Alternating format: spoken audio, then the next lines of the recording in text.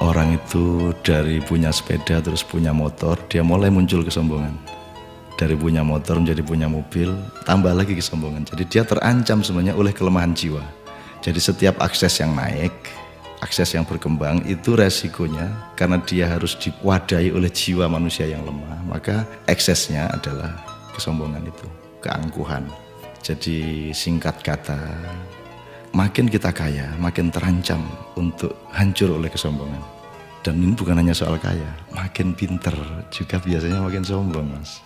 Jadi ada yang namanya kesombongan feodal, itu untuk orang-orang kaya. Ada kesombongan kuasa, itu orang tuh makin berkuasa makin sombong, makin tidak tahu bagaimana berdiri sejajar dan dengan orang lain. Jadi kekuasaan menciptakan kesombongan, kekayaan menciptakan kesombongan. Dan saya ingin mengatakan poin yang sebenarnya bukan itu. Kepandaian juga sangat berbahaya untuk memunculkan kesombongan kita. Dalam bahasa populer kita sebut keangkuhan intelektual. Tapi yang lebih berbahaya lagi, menjadi orang soleh, orang alim itu juga bisa menimbulkan kesombongan. Jadi banyak orang-orang yang beragama dengan tekun, salah satu hasilnya adalah dia sombong atas orang lain. Diam-diam selalu merasa lebih hebat dari orang lain, lebih masuk surga daripada orang lain, lebih diterima Allah oleh orang lain. Jadi teman-teman sekalian, sesungguhnya ajaran yang paling dahsyat keindahannya adalah ajaran mengenai tawadhu, ajaran mengenai kerendahan hati.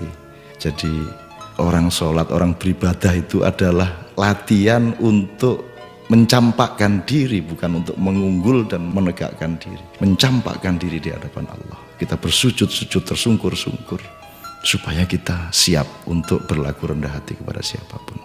Karena sekarang ini betul-betul bukan hanya orang kaya, bukan hanya orang kuasa, bukan hanya orang pintar, tapi orang alim juga sombong.